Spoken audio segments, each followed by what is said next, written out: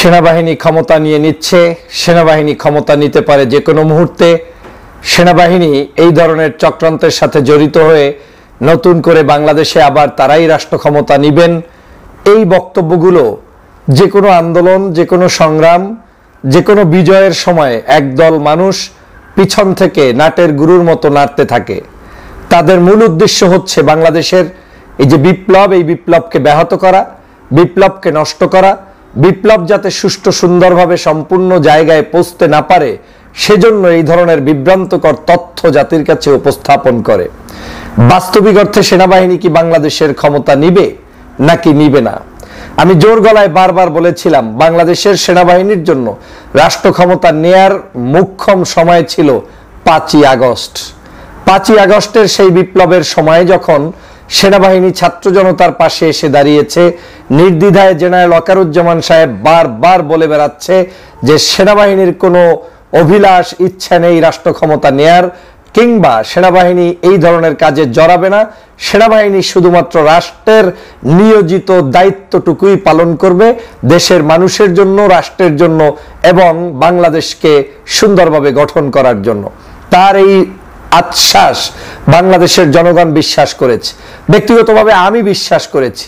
আমি বারবার বলেছি তিনি আমার দেয়া নিয়োগপ্রাপ্ত কোনো ব্যক্তি নয়, সেটা সঠিক। তিনি শেখ হাসিনার হাত থেকে নিয়োগপ্রাপ্ত, এটা বাস্তবতা। কিন্তু শেখ হাসিনার হাত থেকে নিয়োগপ্রাপ্ত বাংলাদেশে গত 16 বছরে বহু সেনাপ্রধান এসেছেন, কিন্তু কেউ আমার এই বাংলাদেশের স্বাধীনতার বিপ্লবের সাথী হয়ে থাকতে পারেনি। বহুবার আমরা চেষ্টা করেছি, আন্দোলন করেছি, সংগ্রাম করেছি, বিজয় আমাদের হয়নি। ছাত্র জনতার বিপ্লবকে সহযোগিতা করতে যেই সেনাবাহিনী এবার 5ই আগস্টে সাহায্য করেছে, আমি তাদেরকে জানাই লাল গোলাপ শুভেচ্ছা এবং স্যালুট। আজও সেনাবাহিনীর এই উচ্চবিলাস নেই যে তারা কোনো ষড়যন্ত্র করবে, এটা আমার বিশ্বাসের জায়গা থেকে বলছি। যদি এর ব্যতিক্রম কিছু ঘটে তাহলে সেটা হয়তো আমার বিশ্বাসের জায়গাটা ভিন্নতে রূপান্তরিত হতে পারে। কিন্তু আজ অবধি আমি যতটুকু বুঝছি সেনাবাহিনী বাংলাদেশের রাষ্ট্র ক্ষমতা নিবে না, অনেকগুলো কারণে নিবে না। প্রথম কারণ হচ্ছে বাংলাদেশের সেই পরিস্থিতি নেই। বাংলাদেশের সেনাবাহিনী কর্তৃক যদি এই দেশকে কোনোভাবে তারা নেয় তাহলে বাংলাদেশের এখন যে সামষ্টিক সমস্যা রয়েছে, 16 বছরের যে দুর্নীতি, দুষ্কৃতি, অন্যায়, অত্যাচার করে দেশকে যে এক কঠিন পরিস্থিতির মধ্যে শেখ হাসিনা রেখে গিয়েছেন, সেটাকে রিকভারি দিতে গিয়ে সেনাবাহিনীর কোনো ফায়দা নেই, লাভের চাইতে লস বেশি। বরং সেনাবাহিনী এখন রাষ্ট্রের দায়িত্ব পালন করতে গিয়ে তারা তাদের পরিবার পরিজন সহ সবাই মিলে অন্তত আমাদের চাইতে একটু হলেও ভালো সময় কাটানোর সুযোগ পাচ্ছে। হয়তো সাধারণ জনগণ একটু কষ্ট বেশি উপভোগ করছে, কারণ সাধারণ জনগণের উপরেই অত্যাচারটা শেখ হাসিনা বেশি করেছে। দ্বিতীয় কারণ হচ্ছে এই সেনাবাহিনী আজকের এই বাংলাদেশের বর্তমান ছাত্র জনতার অবস্থান সম্পর্কে জানেন। তারা জানেন যে ছাত্র জনতা যে কারণে শেখ হাসিনাকে বিদায় নিয়েছে, একটি স্বৈর শাসক যাওয়ার পরে আরেকটি স্বৈর শাসক কখনো মাঠে গেড়ে বসতে পারে না, এটাই হচ্ছে বাস্তবতা। তো ফ্যাসিবাদের চূড়ান্ত পর্যায়ের শাসক ছিলেন শেখ হাসিনা। সেনাবাহিনীর ভিতরে এই আশাটা নেই যে শেখ হাসিনা যখন খারাপ, আরো কেউ এই খারাপ পথে যুক্ত হয়ে তাদেরকে কলঙ্কিত করবে না, মোটেও তারা করবে না। তারা যদি বাংলাদেশের এমন কোন পরিস্থিতি হতো যেই পরিস্থিতিতে সেনাবাহিনী দায়িত্ব নিয়ে তারপরে তারা সেই দেশটাকে সুন্দরভাবে গঠন করতে পারত, দেশি বিদেশি সমর্থন থাকতো, তাহলে হয়তো ভিন্ন হিসাব। কিন্তু আমার বিশ্বাস বাংলাদেশের সেনাবাহিনী সেই কাজটি আর করতে চায় না। বাংলাদেশের সেনাবাহিনীকে গতকালকের যখন বিশেষ করে আমাদের এই জুলাই বিপ্লবের পরবর্তী সময়ে ছাত্র জনতা যখন সারা বাংলাদেশের আওয়ামী লীগের সকল লেসপেন্সার এবং দোসরদের বিভিন্ন আস্তানা, যে আস্তানাগুলো গড়ে তোলা হয়েছে অবৈধ টাকা পয়সার বিনিময়ে, যে আস্তানাগুলোর ভিতরে তারা বসে বসে বাংলাদেশের বিরুদ্ধে ষড়যন্ত্র করে, সেই সময় থেকে ছাত্র জনতা এই আস্তানাগুলোর বিরুদ্ধে লড়ে গিয়েছে। শেখ হাসিনা যখন বলেছে বাংলাদেশে আবার তিনি ফেরত আসতে পারেন, বাংলাদেশে তিনি আবার ফেরত আসবেন, বাংলাদেশের ছাত্র জনতার উদ্দেশ্যে আবার তিনি ভাষণ দিতে চান এবং তিনি 2000 মানুষ হত্যার পরেও ভাষণ দিবেন, তখন ছাত্র জনতা মনে করেছে বাংলাদেশে আওয়ামী লীগের কোনো অস্তিত্ব রাখা ঠিক হবে না। ওদেরকে যদি বাড়তে দেওয়া হয় তাহলে দেশের স্বাধীনতা থাকবে না। যখনই ছাত্র জনতা এই আওয়ামী লীগের সকল ষড়যন্ত্রের বিরুদ্ধে কর্মসূচি ঘোষণা করেছে, যে বুলডোজার কর্মসূচি, এই বুলডোজার কর্মসূচিতে 32 নাম্বার ভেনিশ হয়ে গিয়েছে। আওয়ামী লীগের বড় বড় নেতাদের বিভিন্ন অট্টালিকা অবৈধ পথে ইনকাম করা জায়গাগুলো ভেনিশ হয়ে গিয়েছে এবং এই আন্দোলন আগামীতেও চলবে। তখনই একদল মানুষ পিছন থেকে বলছে এই কাজ করলে সেনাবাহিনী ক্ষমতা নিয়ে নিবে, এই কাজ করলে সেনাবাহিনী ক্ষমতা নিয়ে নিবে। কেন রে ভাই? আওয়ামী লীগের দুর্নীতি, দুষ্কৃতি, অন্যায়, অত্যাচার, তাদের বাড়িঘর, তারা যে জায়গাগুলোতে অত্যাচার করেছে, যাদের উপরে যারা জুলুম করেছে, যারা খুন করেছে, তাদেরকে আপনি যদি দমন করেন, তার বিপরীতে সেনাবাহিনী এসে দেশপ্রেমিক মানুষদের বিপক্ষে দাঁড়াবে, এটা ভাবলেন কেন? এটা গুজব, এটা মিথ্যাচার, এটা হচ্ছে আওয়ামী লীগের এক ধরনের প্রীত। যারা আওয়ামী লীগকে ভালোবাসে তারা এই ভয় দিয়ে জনগণকে ভিন্ন জায়গায় রাখতে চায়। আমি গতকালকে থেকে স্পষ্ট করে বলেছি, আমাদের এই আন্দোলন সংগ্রামের কোনো কিছুই সাধারণ জনগণের উপরে চাপিয়ে দেয়া যাবে না। এই আন্দোলন কোনো সাধারণ আওয়ামী লীগের কর্মীর উপরেও নয়। এই আন্দোলন কোনো ধরনের যারা নিষ্পাপ, যারা নিরিবিলি টাইপের মানুষ, যারা দেশের জন্য কথা বলে, দেশের বিরুদ্ধে নয়, তাদের জন্য নয়। এই আন্দোলন হচ্ছে চিহ্নিত সন্ত্রাস, চাঁদাবাজ, গডফাদার, যারা বাংলাদেশকে ধ্বংস করেছে, যেই শেখ হাসিনার যারা লেসপেন্সার রয়েছে, দোসর রয়েছে, তাদের বিরুদ্ধে। অতএব শেখ হাসিনাকে যারা তাড়াতে ভয় পান, তারাই সেনাবাহিনীর কথা বারবার সামনে নিয়ে আসেন। শেখ হাসিনাকে তাড়াবেন, এটা হচ্ছে আমাদের সকলের দায়িত্ব। ওই 5ই আগস্ট সংগঠিত হতো না যদি আমাদের এই ছাত্র ভাইয়েরা ভয়কে জয় না করতে পারতেন। আপনারা বহুবার মিথ্যাচার করে বিভিন্ন সময় বিভিন্ন আন্দোলনকে ভিন্ন দিকে প্রভাবিত করার চেষ্টা করেছেন। এটা করলে সেটা হবে, ওটা করলে এটা হবে, এটা করলে গণতন্ত্র থাকবে না, এর চেয়ে কঠিন পরিস্থিতি হবে। এগুলো মূলত আওয়ামী লীগের ন্যারেটিভ। আওয়ামী লীগ এগুলো সৃষ্টি করে দীর্ঘ প্রায় 16 বছর পর্যন্ত বাংলার মানুষের উপরে জুলুম করেছে। বাংলাদেশে এই ন্যারেটিভ আর খাওয়ানো যাবে না।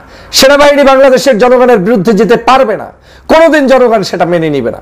আমরা তাদেরকে স্যালুট করি, সম্মান জানাই। হ্যাঁ, সেনাবাহিনী জনতার কাতারে এসে দাঁড়িয়ে আমাদের সাথে ভূমিকা পালন করুক, সেটা জনগণ চায়। কিন্তু তা যদি নাও করে, তারা চুপচাপ থাকবে, সেটাই জনগণ চায়। কিন্তু জনগণ এর বাহিরে অন্য কিছু চায় না। অতএব সেনাবাহিনীকে কেউ বিতর্কিত করতে চেষ্টা করবেন না, সেনাবাহিনীর নামে মিথ্যাচার রটাবেন না, সেনাবাহিনীকে ব্যবহার করে আওয়ামী লীগের সুবিধা আদায় করার চেষ্টা করবেন না। আমাদের এই আন্দোলন চলবে। আপনি কি চান না যে বাংলাদেশে শেখ হাসিনার সকল অবৈধ স্থাপত্য ধ্বংস হোক? আপনি কি চান না শেখ হাসিনার সকল অন্যায়, অত্যাচার, জুলুম করা, টাকায় লোপাট করা সেই সকল ধর্ষকদের, যে সকল জায়গায় আমার দেশের মানুষদেরকে বিভিন্নভাবে অত্যাচার করেছে, সেগুলোর দমন হোক? আপনি কি চান না যে বাংলাদেশের আজকের শেখ হাসিনা যে ভাবে হুমকি ধামকি দিয়ে এই সরকারকে ধ্বংস করতে চায়, এই সরকারকে আপনি কি শক্তিশালী করতে চান না? শেখ হাসিনার বিপরীতে আমাদের আন্দোলন হচ্ছে শুধুমাত্র শেখ হাসিনার মতো হুমকি ধামকি দেওয়া ব্যক্তিদের জন্যই। অতএব ওই সকল দুর্নীতিগ্রস্ত ব্যক্তিদের জন্য কেউ মায়াকান্না দেখাবেন না। বাংলাদেশে আমি চ্যালেঞ্জ করে বললাম, সেনা শাসন আসবে না, সেনাবাহিনী শাসন নিবে না। এই মুহূর্তের প্রেক্ষাপট বিবেচনায় আমি বলছি, নিবে না। তবে দেশবাসীকেও সতর্ক থাকতে হবে। অনাহুত কোনো ধরনের ছোটখাটো যেই সকল জায়গায় মানুষ শান্তিতে থাকতে চায়, সেই সকল জায়গায় কোনো ধরনের অশান্তি সৃষ্টি করা যাবে না। সাংবাদিক, সংবাদপত্র, বিভিন্ন পেশার, ইউটিউব, অনলাইন ক্রিয়েটর যারা যেখানে আছে স্বাধীনভাবে মত প্রকাশ করে, তাদেরকে বাধা প্রদান করা যাবে না। নায়ক, নায়িকা, শিল্পী, সাহিত্যিক, তাদের কার্যক্রম স্বাধীন মতো চলবে। আলেম ওলামা, অন্যান্য সকল রাজনৈতিক কার্যক্রম স্বাধীনভাবে চলবে। শুধু আমাদের যুদ্ধটা চলবে শেখ হাসিনা, শেখ হাসিনার বিরুদ্ধে এবং হাসিনার দোসরদের বিরুদ্ধে। অতএব যারা মায়া কান্না করতে আসবেন হাসিনার জন্য, মনে রাখবেন আপনারা হাসিনার দোসর এবং আপনারা আওয়ামী লীগেরই লোক। শুধু এখন মায়া কান্না করে সুশীল সাজার চেষ্টা করবেন। এই বাংলাদেশে আর কোনো সুশীল সাজার চেষ্টা করে লাভ হবে না। আপনারাই বলতেন আন্দোলন কাহাকে বলে, দেখিয়ে দাও। জনগণের সম্পৃক্ততা আছে কিনা দেখিয়ে দাও। জনগণ দেখিয়ে দিয়েছে। 5ই আগস্টের পরে 6 মাস অতিবাহিত হওয়ার পরে 5ই ফেব্রুয়ারিও হাজার হাজার জনতা রাস্তায় নেমে 32 নম্বরকে ঘুরিয়ে দিতে পারে। এটা একমাত্র সৎসাহসী বাংলার দামাল ছেলেরাই পারে। অতএব এই দামাল ছেলেদেরকে যারাই ধ্বংস করতে যাবে, ধ্বংস করতে চাইবে, তারাই ধ্বংস হবে। এই বাংলাদেশে আমরা সবাই মিলে ঐক্যবদ্ধ থাকব।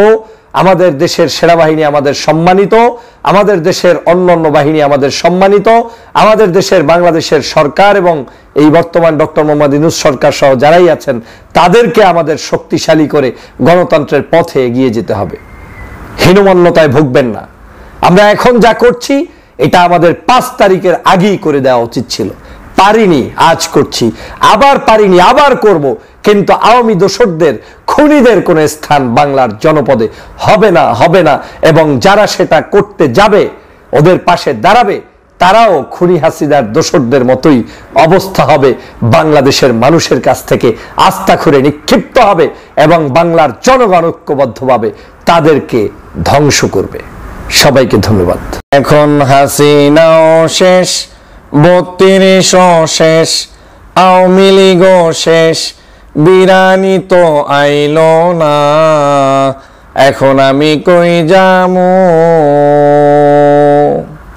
আজ বাংলাদেশের আওয়ামী লীগের অবস্থা হয়েছে এই, সারা বাংলাদেশে শেখ হাসিনা আসবে, শেখ হাসিনা আসছে, শেখ হাসিনা চট করে আসবে, শেখ হাসিনা বর্ডারের কাছে অবস্থান করছে। প্রতিনিয়ত আওয়ামী লীগের যেই সকল উচ্ছিষ্টভোগী দালালদেরকে শেখ হাসিনা বাংলাদেশে রেখে গিয়েছিল, তারা এই হোপ নিয়ে বসেছিল। গতকালকের রাতে সেই হোপ চূর্ণ বিচূর্ণ করে দিয়েছে বাংলাদেশের ছাত্র জনতা। আবারও প্রমাণ হয়েছে বাংলাদেশে কোনো অবৈধ শাসকদের, লেসপেন্সারদের স্থান হবে না, দোসরদের স্থান হবে না। আওয়ামী লীগের কোনো ধরনের প্রোপাগান্ডায় এদেশের জনগণ প্রভাবিত হবে না ইনশাআল্লাহ। গতকালকের রাত্রে দেখেছেন আওয়ামী লীগের সেই মানুষগুলো কান্না জড়িত কণ্ঠে বিভিন্ন বর্ডারের প্রান্ত থেকে তারা সেখান থেকে এখন মাপ চাচ্ছে, ক্ষমা চাচ্ছে, দয়া ভিক্ষা চাচ্ছে, নতুন করে আপনাদের কাছে ক্ষমার্জনা চাচ্ছে। কারণ তাদের সব কিছু এখন শেষ। আর এই শেষ করার মূল নেত্রী হচ্ছে শেখ হাসিনা। এই শেষটা বাংলাদেশের কোনো সাধারণ জনগণ নয়। এই শেষ করার একমাত্র দাবিদার এবং একমাত্র ব্যক্তি তিনি হচ্ছেন শেখ হাসিনা। এই শেখ হাসিনার ম্যানহোল, মুখের এই ভাষা যখন তিনি জাতির কাছে ওপেন করেন, তখন এই জাতি আর বসে থাকতে পারে না। আজ 32 নাম্বার চূর্ণ বিচূর্ণ করে দিয়েছে এই দেশের ছাত্র জনতা। আজ বাংলাদেশের বিভিন্ন প্রান্তে আওয়ামী লীগের সকল দোসরদের অবৈধ সম্পত্তি দিয়ে গড়ে তোলা অট্টালিকাগুলোকে ভেঙে চুরে চুরমার করে দিয়েছে সাধারণ ছাত্র জনতা। প্রমাণ হয়েছে এই দেশ 24-এর সেই জুলাই বিপ্লবের চেতনার বাহিরে গিয়ে কোনো কিছুই বাস্তবায়ন সম্ভব না। আগামীর রাজনীতি বিনির্মাণ করতে হলে এই 24-এর চেতনাকে লালন করে, ধারণ করে তারপরে আপনাকে পথ চলতেই হবে। কেমন আছো বন্ধুরা? কেমন যাচ্ছে ছাত্রলীগের আমার সেই শুভাকাঙ্ক্ষী ভাইয়েরা? কেমন যাচ্ছে আপনাদের গতকালকের রাত, উৎসবময় দিন, যেই রাতে এবং দিনে আপনি শেখ হাসিনার কণ্ঠ শোনার জন্য অপেক্ষমান ছিলেন? আজ কেমন যাচ্ছে আপনাদের? কেমন ঘুম হয়েছে বলেন তো? সারা রাত কোন কোন কলিজার ভিতরে আপনাদেরকে ছাত্র জনতা প্রেগ দিয়েছে, সেখানে আপনাদেরকে আঘাত করেছে, একটু কি বলতে পারবেন? আমরা জানি বলতেও পারবেন না, কারণ আপনাদের বলার মতো ভাষা আর নেই। অনেকে ভেবেছিলেন 6 মাসের মধ্যেই ওলট পালট করে বাংলাদেশে প্রত্যাবর্তন করতে যাচ্ছে কয়েকদিনের মধ্যে শেখ হাসিনা। ইন্ডিয়ার পত্রপত্রিকা তো বলতেই থাকলো যে কোনো মুহূর্তে ঢুকবে হাসিনা, যে কোনো মুহূর্তে বিমানে করে আসবে, এয়ারপোর্টে নামবে আর গণভবনের দিকে রওনা দিবে। দিলেন তো, দিয়েছেন তো। যতবার রওনা দিতে চাবেন ততবারই এই বাংলার জনগণ আপনাদেরকে নিকৃষ্টতার স্থানে ফেলে দেওয়ার জন্য আপনাদের পিছনে এই সংগ্রাম অব্যাহত রাখবে। প্রিয় বন্ধুরা আমার, বাংলাদেশের যে প্রান্ত থেকে আমার ছাত্র বন্ধুরা, ছাত্রী বোনেরা আজকের এই আন্দোলনে শরিক হয়েছেন, আপনাদেরকে ধন্যবাদ জানাই। এটা আপনাদের বিজয়, এই বিজয় আপনাদের, এই বিজয়ের দাবিদার আপনারা। আপনারা 5ই আগস্ট দেখিয়েছেন, আপনারা 5ই ফেব্রুয়ারিও দেখিয়েছেন। আওয়ামী লীগের দোসরদের এখন কান্না করা ছাড়া আর কোনো উপায় নেই। আমি ওদের কান্না শুনতে পাই, ওদের কান্না আমার কানের কাছে ভাসছে, ওদের আওয়াজগুলো আমি বুঝতে পারছি, ওরা এখন কি পরিমাণ জ্বলছে সেটা আমি বুঝতে পারছি। ফেসবুক আর ইউটিউবে বসে শেখ হাসিনার ভাষণ শুনে যারা মনে করেন যে বাংলাদেশে আপনি শেখ হাসিনাকে আলিঙ্গন করছেন, তারা ভুল পথে আছেন। যদি কোনো শক্তি থাকে, আসো, খেলা হবে, রাস্তায় আসো, তোমার সাথে ঐক্যবদ্ধভাবে দেখি খেলতে পারি কিনা। কিন্তু তা তো আসবা না। তোমার খেলা হবে শামীম ওসমান এখন তওবা পরে বাংলাদেশে ফিরতে চায়, তোমার খেলা হবে শেখ হাসিনার বিভিন্ন দালালরা এখন আমাদের সাথে যোগাযোগ করে জীবনকে রক্ষা করতে চায়। আমরা অমানুষ নই, আমরা মানুষ, আমরা কাউকে কষ্ট দিতে চাই না। কিন্তু রাখে আল্লাহ মারেকে বলেছিলেন শেখ হাসিনা, শেখ হাসিনা যে বক্তব্য দিয়েছে সেটা তিনি পালন করেন নাই। আজ রাখে আল্লাহ মারেকে প্রমাণ হয়েছে বাংলাদেশের মানুষের উপরে যে জুলুম নির্যাতন অত্যাচার হয়েছে তার জবাব জনগণ দিয়ে দিয়েছে। কাকে আপনি অত্যাচার করেন নাই? তখন আপনি অত্যাচার করেছেন প্রশাসন দিয়ে, আর এখন আপনি এটা রিসিভ করছেন সাধারণ জনতার মাধ্যমে। পার্থক্য হচ্ছে এখন জনতা যা করছে এটাই হচ্ছে রিয়াল দেশের প্রতি ভালোবাসা, আর ওই সময় আপনি প্রশাসন দিয়ে যা করিয়েছেন সেটা ছিল আপনার দেয়া চাপিয়ে দেওয়া এক ধরনের জুলুম অত্যাচার। প্রিয় বন্ধুরা, আওয়ামী লীগের ভাইয়েরা, ছাত্রলীগের বন্ধুরা কোথায় আছেন? কোথায় খেলবেন? কোন মাঠে খেলবেন? কি অবস্থায় খেলবেন? আসেন, আমরা প্রস্তুত, আমরা প্রস্তুত। আমরা আপনাদেরকে দেখেছি, আপনাদের লম্ফ ঝম্ফ দেখেছি, 15ই আগস্ট দেখেছি, আর 5ই আগস্ট দেখেছি, আর এই 5ই ফেব্রুয়ারিও দেখলাম। বাংলার জনগণ দেখেছে শেখ হাসিনার পাশে একটা মানুষ নেই। আর মানুষ কেন, একটা কুকুর, বিড়াল, ছাগল, প্রাণী কেউ কি এসেছে তার পাশে? নেই। শুধু শুধু মিথ্যা বানোয়াট বক্তব্য দিয়ে লম্বা আধা ঘন্টার উপরে বক্তব্য ছেড়ে লাভ কি হলো? আপনার এই কথা শুনে আমাদের দেশের কি উপকার হয়েছে? বরং আপনি বিভেদ ছড়াচ্ছেন, বরং আপনি অন্যায় করছেন, বরং আপনি তওবা করার কথা তওবা না করে দাম্ভিকতা দেখাচ্ছেন। আপনার দাম্ভিকতা শেষ হয়ে গিয়েছে। এখন শাহবাগের ওদের ভিতরটা জ্বলে পড়ে ছারখার হয়ে যাচ্ছে। শাহবাগীরা কোথায় এখন? তোমরা শাহবাগের মোড়ে মোড়ে যারা সেই 2013 সালের জুলুম অত্যাচার করে মানুষদের উপরে নির্যাতন করেছিলে, আজ তোমরা কোথায়? আজ শাহবাগে বিরিয়ানি নেই, আজ শাহবাগের সেই ফ্রি খাবার নেই, আর সে কারণে তোমাদের মানুষ নেই। কিন্তু আমাদের আন্দোলনে মানুষ আসছে, আসবে, থাকছে, থাকবে বিনা টাকায়, বিনা পয়সায়, বিনা বিরানিতে। কারণ দেশের মানুষের জন্য তারা আন্দোলন করছে, দেশের মানুষের জন্য তারা কথা বলছে। অতএব এই আন্দোলনের স্রোত কেউ বন্ধ করতে পারবে না, পারেনি কখনো। অতএব আওয়ামী লীগের যারা সেই বিরিয়ানির অপেক্ষায় ছিলেন, সেই বিরিয়ানি খাওয়া কর্মী দিয়ে বাংলাদেশে আগামীর রাজনীতি চলবে না।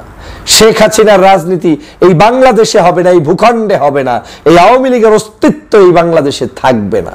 অতএব আজ আমাদের শপথ হয়েছে, নতুন শপথ, সেটা হচ্ছে সকল দোসরদেরকে ঘুরিয়ে দাও, দেশপ্রেমিকদেরকে প্রতিষ্ঠিত করো। প্রশাসন থেকে শুরু করে প্রত্যেকটি স্তরে আমাদের এখন এই অভিযান অব্যাহত রাখতে হবে, থাকতে হবে, এবং এই দেশকে গড়তে হবে। আওয়ামী লীগ তোমাদের জন্য সর্বশেষ ওই লিফলেট বিতরণ কর্মসূচি, ওই কর্মসূচিতে নেমে এবং তোমরা শেখ হাসিনার মাধ্যমে ভাষণ দিয়ে যে দাম্ভিকতার প্রকাশ করতে চেয়েছিলে, সব চূর্ণ বিচূর্ণ হয়ে গিয়েছে, একদম শেষ হয়ে গিয়েছে। এখন বালু, কণা আর ইটের বারুদের মধ্যে লুকায়িত তোমাদের সকল স্বপ্ন। তোমরা আর এখন মানুষের মনোপটে স্থান অর্জন করতে পারবে না, শেষ হয়ে গিয়েছে। অতএব আবার সেই কোনো একটি শাহবাগীর বিরিয়ানির অপেক্ষায় থাকো। সবাইকে ধন্যবাদ।